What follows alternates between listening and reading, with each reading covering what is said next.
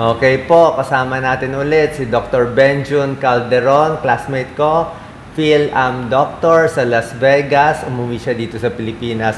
Bibigyan tayo ng mga tips paano pumayat, pero ano to, American style. Okay, ano yung mga makabagong ginagawa nila para pumayat? Baka pwede mo pakita, Benjun. Ano ba yan sa kamay mo? Isa lang to. It's a blood sugar monitor. Actually, Yan. Oh, ginagamit natin to para sa pang-monitor ng sugar. Meron bang needle yan na maliit? Napakaliit. Napakaliit lang siya. Hindi nga makikita eh. Hindi Walang, paano kung na-press mo? Delikado ba? Hindi naman. Ha? Pwede yan? I can press it and then wala kang maramdaman. Hindi siya dudugo. Hindi dudugo. So, it checks, tawag dyan, freestyle libre. Freestyle libre. I think meron din dito siguro, alam ng mga endocrinologists natin. So, imbis na tayo sa Pilipinas, blood sugar, tusok ng tusok, 3 times a day, 5 times a day, yan, wala ng tusok. Wala nang tusok to. Ang ganda dito sa monitor, ang tawag namin dito, continuous glucose monitor. Okay. Kasi continuous siya nagbabasa. No? Kada minuto, nagpapadala siya Tapos, ng reading. pakita nga na result ng sugar mo. Hindi ka naman diabetic eh. Hindi ako diabetic, pero ito Diabetic yung ka rin. reading. No? 130. So, after meals yan, normal pa yan. After Post meals yan normal to. Na it's a normal number kapag ganito sa non-diabetic. Pero sa mga diabetic ko minsan, tumataas ng 300, 400 yan. So, ang diabetes, 100 lang dapat pag fasting.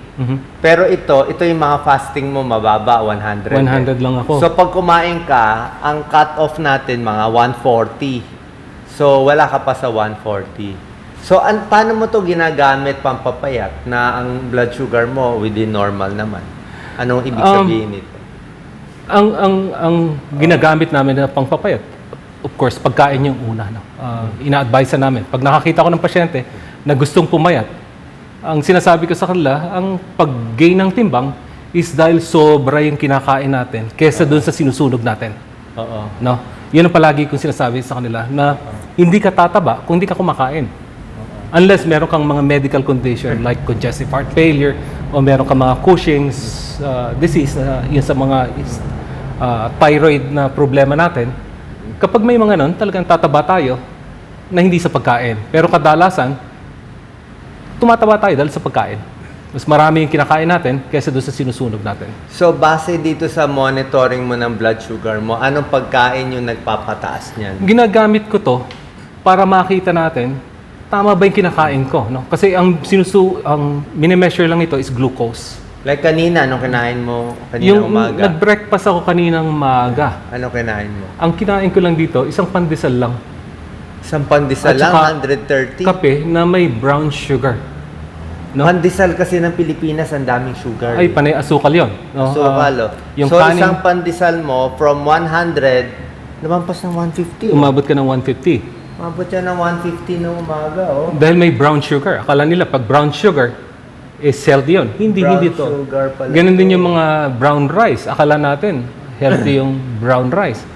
Pero pwede ko palang gawin na pag tumataas ang sugar ko Dito. ng ganito, is hindi ko kailangan iwasan yung pagkain na yun. Ang kailangan ko lang, babaan yung kinakain ko. Kung isang cup ng rice yun, tumaas ng 200 or 300, mali yung kinain ko. No? Yung dami. Hindi ko sinasabi sa inyo, tanggalin nyo yung kanin. Ang sinasabi, bawasan para hindi tumataas ng ganitong kataas. Okay. So, anong kinain mo nung lunch, hindi na tumaas? Kanina, kasi a-attend ako dito sa talk sa iyo. Ayoko na ipakita na masyadong mataas yung Anong kinain mo? Hindi ang kinain ko lang dito, kapiranggot na rice. At saka, Gano'ng karaming rice yan? siguro kalahating rice to. With what? With ulam na, panay yung mga fish at saka chicken na to. No? Maraming ulam yan? Panay ulam. Ito, Hindi siya tumaas. hindi tataas ang sugar nyo. Half rice lang siya, maraming ulam, hindi tumaas. Kaninang umaga, pandesal lang, almost 160 na. So, Sino mahilig sa only rice?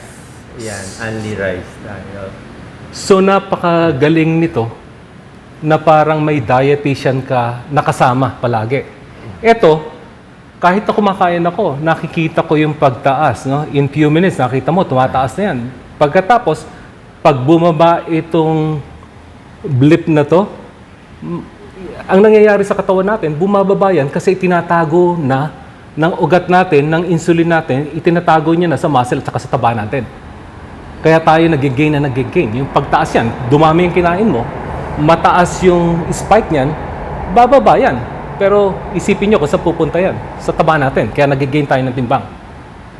So yun ang importante na malaman natin, ano ba yung kinakain natin na nagpapataas? At iiwasan ko or i-minimize ko yung pagkain na yun. Ang corn daw ba nakakapayat? Carbohydrates din ang corn. Carbohydrate din yun, pero ang yung high glycemic index, yung kanin, at saka yung mga kanin. flour o yung tinapay. Yung boba, medyo mataas din yan, no? So, pag tumaas yan, alam nyo na, pupunta sa taba nyo yan, pag sobra-sobra. Ang gusto natin is pag kinain ko, konti lang yung blip niyan. Konti lang yung taas. Yung pagtaas niya, no? Ano daw gamit na app? Tinatanong niya. Kailangan nga meron kayong freestyle libre. Pakita mo nga ulit. Ang Doc freestyle Ben. libre Meron pang ganito connection. So, hindi lang ito yung continuous glucose monitor na ginagamit Oo. namin. Nakakatulong sa weight loss to. Kasi yung mga gamot na ginagamit namin yung ginagamit natin na para sa weight loss, gaya ng mga bago ngayon, yung Ozempic. Pag-usapan natin yung bago kasi hindi kami familiar doon eh. Itong hot na hot Ozempic, Ozempic, Wegovy. yung Mounjaro, yan yung mga Wegovy at saka yung Zepbound.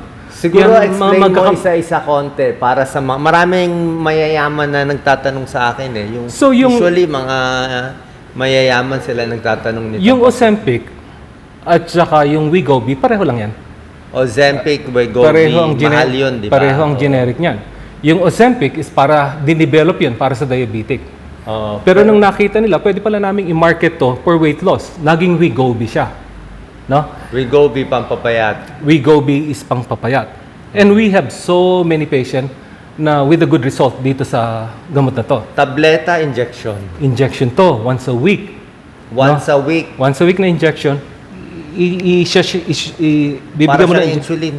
parang insulin pero madali. Okay. Madali siyang gamitin, no? Magkano per shot per week? Well, sa Amerika medyo may kamahalan yan kung hindi covered ng insurance. Magkano? You see 1,200, 1,600 per month. 1,600 per month. Pero kasi bagay yan. 90,000. Oo, pero pag covered ng insurance, 90,000 per week. kuminsan $25 lang yung copay lang binabayaran nila kapag kinover ng insurance. No? Pero the more na ginagamit ng mga tao yan, I think in the next few months bababa na ng bababa yan at cover na ng insurance kasi bago lang eh. Alam Pero- ko, ginagamit ng mga artista, Oh, lahat sila. sila Oprah ginagamit nila yan. No? Karamihan doon sa mga nagpapapayat na hindi kaya ng diet. Ito na yung solution na ginagamit namin. No? But again, ang problema lang dyan, kaya sabi ko, it's importante na gamitin nyo yung pinaka-basic sa weight loss. No? Yung pagkain, nakakatulong tong Ozempic at saka yung mga Wegovy na to at saka yung Mounjaro. No? How it works, it makes you feel like you're always full. It works dun sa hormone na nag-aapekto na madali ka na ma-satisfy sa pagkain mo. At saka, hindi masyadong bumababa na mabilis yung pagkain natin sa bituka. So, ang pakiramdam mo, busog ka. Na may mga pasyente kami na hindi nga nag-exercise masyado, ito lang yung ginamit. Hindi ko ini-encourage sa huwag kayo mag-exercise, no? Nag-lose, and this is 83 years old na meron pang arthritis tuhod. So alam ko na hindi 83 years old, hindi na makakapapayat yun. hindi na makakatakbo yon. Pero nag-lose siya ng 30 pounds sa 6 months na nakita ko. No? Ito lang ginagamit niya. Kasi nabawasan yung pagkain niya, yung cravings niya sa food. Nabawasan yon. Ang problema lang doon is the moment na in-stop nila yon, gaganahan na naman kumain. Kaya importante yon na alam natin kung ano yung mga nagpapataas ng sugar na nagpapataba sa atin. No? Kaya importante sa akin, doon sa mga binibigyan kong pasyente na gusto mag-weight loss, na nakakonekta rin sa Freestyle Libre or yung continuous glucose monitor. Kasi yun, alam na nila kung ano yung mga bawal na pagkain. Alam na nila yung pagkain na nagpapataas ng sugar na magpapataba sa kanila. So, tulong yon para kahit na itigil nila yung gamot, later on, medyo maingat na sila sa mga pagkain na hindi pwedeng kainin. So basically, sa mga kababayan natin na hindi kaya yung Wegovy at Ozempic, syempre, ano ba magagawa natin para mas sa pagkain? Eh, lahat talaga rice eh. Pag Pilipinas, rice talaga ang gusto. So sa'yo lang, half cup rice. Sa akin, half cup rice, no? Sa size mo, eh, malaki ka na nga eh. Yes.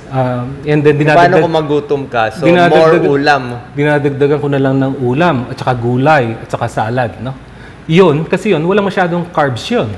Kaya no? hindi tumataas. Kaya hindi tumataas. Meron kong kakainin kahit na isang buong isda yan, hindi tataas kasi sugar lang ang mini-measure nito. Doc Lisa, makinig ka. Yung rice mo, half cup lang. Kaya naka 2 cups yan kanina. Ang mahirap sa ibang kababayan yung kukuha, tapos mamaya kukuha na naman.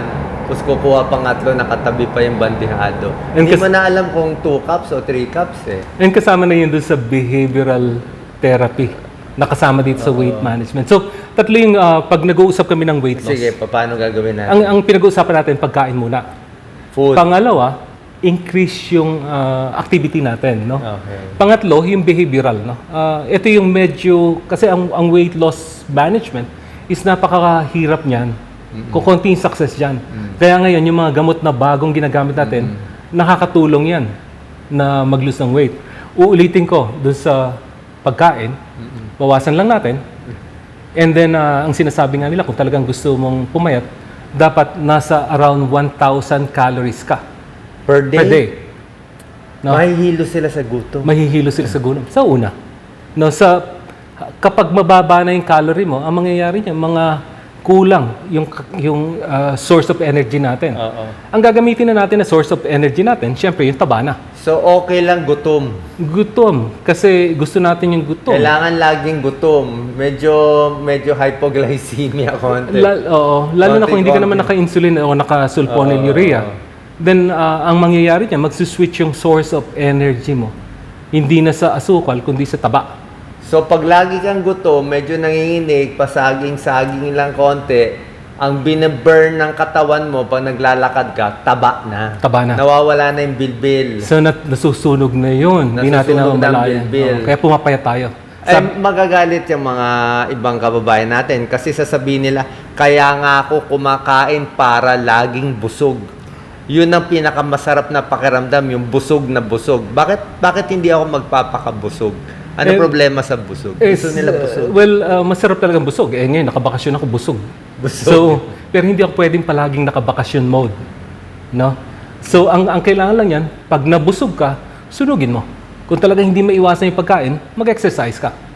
Pero kung wala kang plano mag-exercise, medyo hinay-hinay lang sa mga pagkain na nakakataas ng asukal kasi tataba ka dyan. Ulitin ko, dun sa increased activity at saka sa diet, yung behavioral factor ang kailangan nating asikasuhin. Sige, ano itong mga behavioral Itong na behavioral, babago? huwag kang pupunta sa buffet kasi kakain tayo doon. Uso ngayon ng buffet. Kasi babayad ka 1,000, ang mindset mo dito, kumain ng 2,000. Correct. Para sulit, di ba? Or more. Yun Sulit ang purpose, pagkain hindi yan. ka kakain ng maaga tanghali. Di ba? Magbabayad ka ng malaki para makabawi ka. Hindi ka naman magbabayad ng 1,000 para kumain lang ng 300 pesos. Paminsan-minsan siguro okay lang yun. Pero kung linggo-linggo nasa buffet ka, talaga magigain ka ng timbang, no? Yung sinasabi ko, hindi problema yung pupunta ka sa buffet. Pag pumunta ka sa buffet, medyo i-limit mo yung cake, i-limit mo yung kanin. Punta ka na diretso doon sa isda o sa karne o doon sa salad. Busugin mo na yung sarili mo doon sa mga protina at saka doon sa mga salad. Huwag masyado sa rice kasi sayang yung buffet. Buffet, medyo gumastos ka doon para sa mga lobster o sa steak.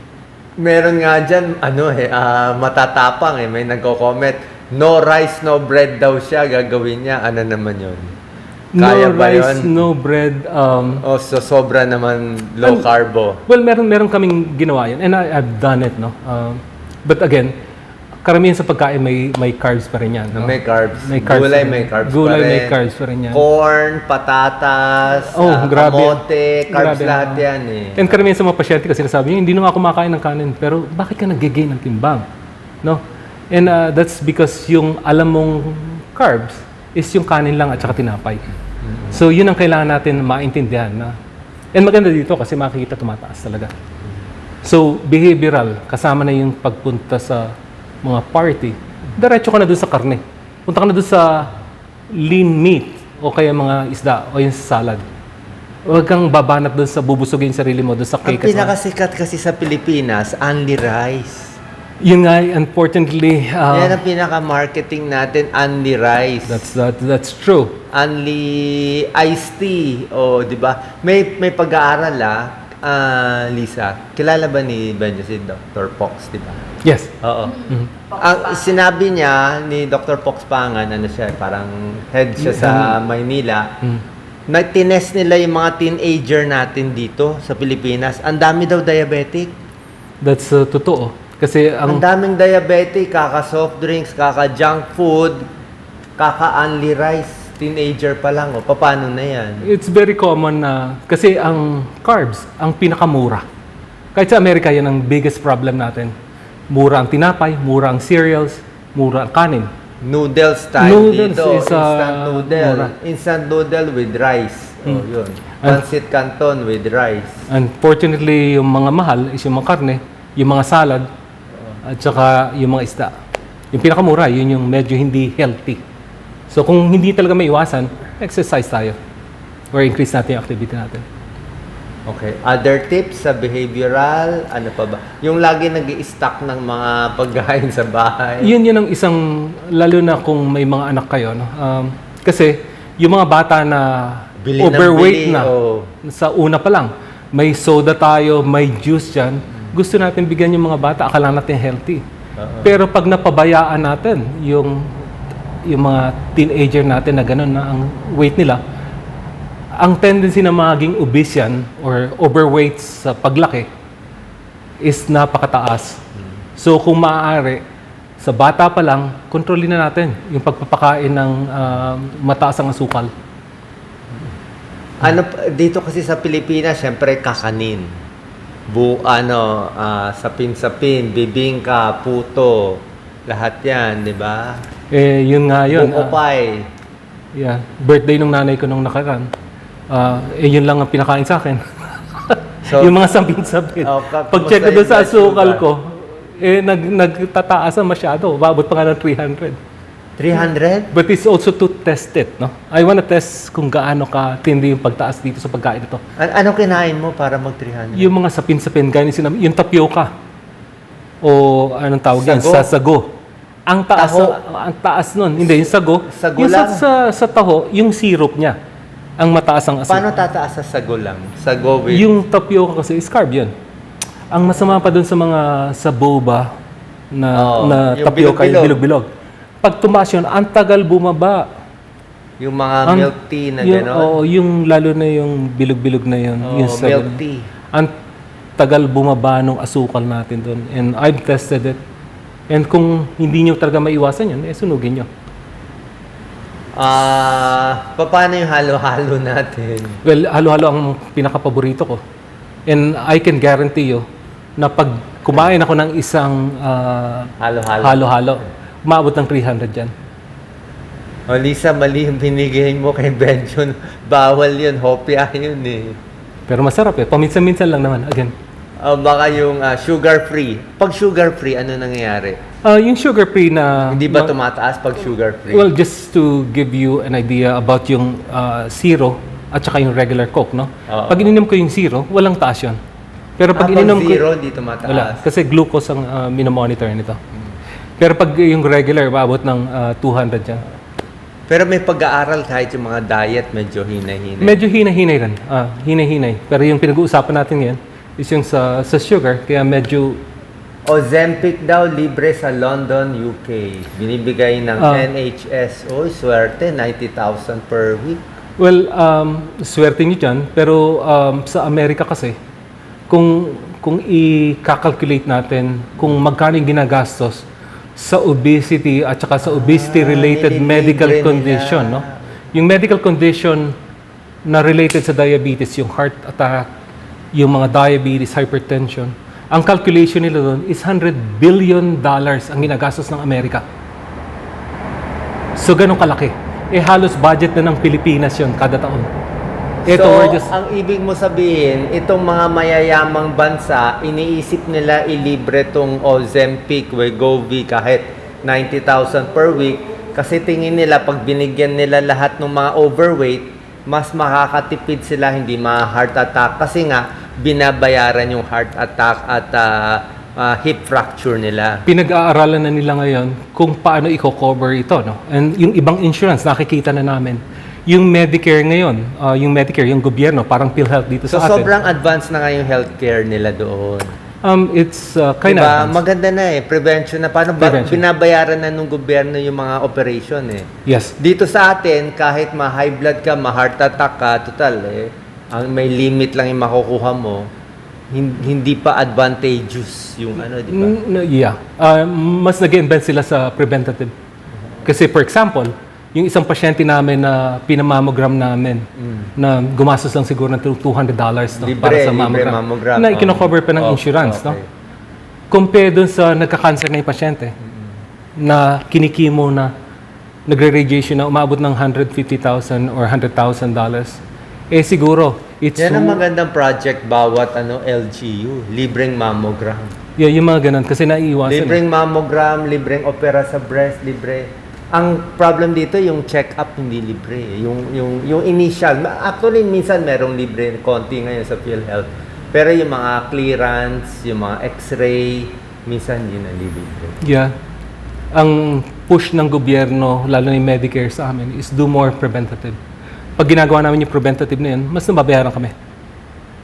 Kaya nga nandito ka nga di ba? So nag-iisip ka na way na pag yung mga pasyente mo mas hindi na o-hospital, yung insurance babayaran ka. Pag hindi na hospital yung pasyente, mas Malaki nabibigyan kami ng ng incentive. reward. Correct. Kasi ang isang hospitalization sa amin lang sa Nevada, ang calculation nila umaabot ng $15,000 per hospitalization. Siguro average yan, including yung mga pneumonia, yung mga heart condition, nag-high blood, nagko-congestive heart failure. Pag in-average sila, ang calculation, simple calculation is $15,000-$16,000. Kung kami, nape-prevent namin yung hospitalization, kahit 10 lang sa isang buwan, yung clinic ko, 160,000 na yung masasave ko para sa insurance. And the insurance will notice Reward that you. and sasabihin niya sa akin, medyo nakasave kami ngayon, bigyan nga kita ng kahit na mamera dyan. Kaya marami kang tagasagot sa lahat ng concerns ng pasyente mo kahit nasa bahay lang sila. Kahit na nasa bahay lang sila, Sobrang alaga. Inaala- Isang tawag lang, parang may call center pa na taga kailangan sagutin namin yon. Kung hindi, Ilan nga staff mo tagasagot? mahigit 10. Ang tigasagot lang ng clinic namin, siguro mga 10 tagasagot lang. ganun karami. Kasi gusto namin na pag may concern sila, lalo na yung mga pasyente natin na So nag-iisa hindi sa na sila nagpapa-check up sa'yo, doon na lang. Basta wag lang sila ma-admit, panalo ka na. Correct. Pero nire-require pa rin namin sila na dumalaw sa amin na kahit na 3 beses sa isang taon. Kapag hindi ka magpa-check up sa amin, kuminsan din namin re-refill yung gamot. Kasi ayaw namin na ang susunod na bisita nila nasa ospital. Pero dito parang pabaliktad sa Pilipinas No. Pag marami ng ospital, mas malaki kita ng ospital. Di ba Yeah. pabaliktad opposite Dito sa Baliktad. kabila, mas gusto nila hindi ma-ospital Hindi, Kasi kasi nga binabayaran na nila yung healthcare Yung healthcare. Yung Oo, preventative is much cheaper. Insurance, pati yung gobyerno na nagbabayad, mas gusto nila, huwag kayong magkasakit. Huwag kayong magkasakit. So, they encourage kami na primary care physician to do more preventative, no? Siguraduhin mo na control ang blood pressure nito. Siguraduhin mo control ang diabetes nito. Siguraduhin mo control ang cholesterol nito. Kasi pag hindi na control yan, magi-stroke yan. Problema na naman. Ang very common pa na issue sa Amerika is yung anxiety. Pag hindi sumagot kami at saka nagche-chest pain yung pasyente, Na nervyos. ni-nervous na, punta na sa ospital yan. Pero kung sumagot kami, at saka na-address lang namin yung simple issue nila na nagawa na namin yung stress test sa'yo, meron ka lang arthritis sa leeg o sa likod na nagkakos ng chest pain mo. Dahil meron kaming record then hindi natatakbo sa ospital yan. Basta tumakbo, gastos na rin Gastos na kagad ng yun. insurance. Insurance yun. Garantisado. So nakita nyo, opposite completely opposite yung concept eh, di ba? Correct, correct. Oo. Kaya hindi na sayang po yung 7,000 videos ko ha, since 20 years ago. Para hindi nga kayo magkasakit, para nga, hindi nga kayo mapunta sa ospital eh, di ba? Hindi, ayaw ko nga kayo paggastusin eh. So okay na rin yun. Yung pong ginagawa ni Dr. Diba? Willie Ong, ang impact nito sa mga kababayan natin, lalo na yung mga hindi ko nare-reach sa Amerika. Kuminsan, hindi sila magpatingin doon sa doktor kasi Amerikano yung doktor nila. Naaalangan sila magpa-check up kasi ang pakiramdam nila, hindi nila ma-express yung sarili nila. O kaya baka medyo racist tong mga kuwan na to, itong mga doktor na to, ganun ang iniisip nila. Pero ang totoo nun, mas maganda kung magpa-check up kayo na regular para ma-avoid yung complication ng iniisip natin. No? Complication ng diabetes, hypertension, at saka yung cholesterol. Kaya ginagawa rin natin to for Pinoy, for OFW, for PhilAm. Baka pag nakapanood nito, ma-less na rin yung anxiety ng PhilAms natin. Hindi masyado magpa-check up. Di nakinig na lang sila dito. Okay. Pwede na rin naman eh. Yun din naman ang sasabihin eh pag tumawag. Yan, nakakatulong na mabuti, lalo na yung hindi nakaka-reach doon sa doktor nila. Kasi may mga tao doon na kahit nga pumunta doon sa clinic, ayaw pumunta. Kasi walang magmamaneho sa kanila. So ang inaasahan lang nila si Dr. Willie Ong. Hindi naman. pag ako wala akong pakialam kung monetize o hindi monetize. Ginagawa ko to, kita mo, kahit walang view, no view, bahala sila. Ang galing-galing ng guest natin, PhilAm, ayaw nyo panoorin eh. Diba? Pag yung mga kalokohan, gusto nila panoorin eh. Hindi naman gagaling eh. So, meron ka lang na-touch ng point na yung PhilAm natin, takot magpa-check up sa American doctor. Meron silang mentality na mas gusto nila PhilAm doctor for a PhilAm citizen. Ganun ba yun? Marami naman na komportable doon sa puting doktor o ibang lahi o Indian na doktor, which is marami doon. No? Kaya lang, mas komportable siyempre sila kapag Pilipino yung doktor nila. Kasi na-express silang mabuti. At saka maraming, kung merong pakidagdagan mo naman ng gamot na ganito o para sa kamag-anak, then pwede nilang gawin kahit na hindi naman namin pwedeng ibigay lahat yon kasi bawal. Pero naisasabi nila yung gusto nila. At saka isa pa doon, naiintindihan namin yung kultura natin. Naiintindihan ng mga Pilipino na doktor kung ano yung kinakain natin. Mapabago, inihaw yan, sinigang na pwede mag-cause ng hyperacidity natin. Alam natin yan. Comment nga, UAE, hanap ko Pinoy doctor. Pag Hong Kong, hanap ko Pinoy doctor. So, bawat country, may Pinoy doctor doon. Yun ang hinahanap nila.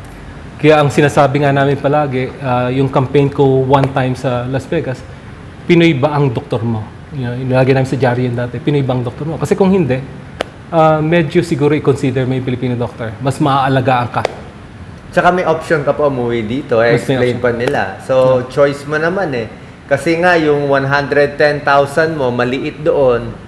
Ay dito, makakasino ka na sa 110,000. Malaki na yan. Diba? Malaki na dito yon. Kahit mahal pa bilihin dito, compared sa US, iba pa rin talaga eh. Meron pa daw silang katulong, meron pa silang driver dito. May katulong, may driver pa, may taga-masahe pa. May taga-masahe pa, may kahuntahan pa sa kapitbahay. Oo. So, diba? Tsaka ililibre mo, lang, Jollibee lang, o McDo, di ba? Hindi naman ganun kamahal. Pag na-compute mo kasi sa dollar, mura eh. Di ba? Yeah. Mura pag inikot mo sa dollar, lalo na ngayon, no? Di ba? Final words, Dr. Benjun, sa ating mga kababayan, mga OFW. Regarding yung kung pinag-uusapan natin yung sa weight loss. Weight loss, yung yes. Sa weight loss. Tatlo lang tatandaan natin palagi dyan. Kung hindi tayo naglo-lose ng weight, siguro bawasan pa natin. Sabi ko nga doon sa mga ibang pasyente ko, wala pa ho ako nakita na nag-hunger strike na nag-gain ng timbang. No? Hunger strike na. nag-gain.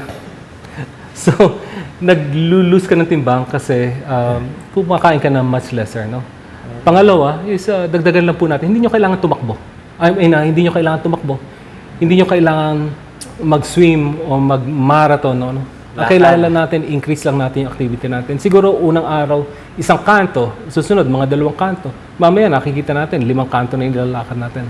Yeah. So yun ang, tsaka yung behavioral. Yung behavioral is medyo linisin na natin yung pantry natin. Sabihin natin, ano ba yung mga pagkain dito na kailangan natin talaga kung gusto natin mag-lose ng timbang na. So, yun lang po. And, maraming salamat sa inyo at sa tuloy niyong pakikinig sa amin. Okay, thank you very much. Ang nakukuha ko, Anli Rice, iwas na muna, mga buffet, iwas at mas magandang gutom. Pag gutom, nasusunog ang taba. Pag laging busog, dagdag na dagdag yung taba. Kasi pag bumaba yung sugar, nagtatago na sa taba mo. So, mas okay ang gutom kaysa sa busog kung gusto natin pumayat. Okay, God bless.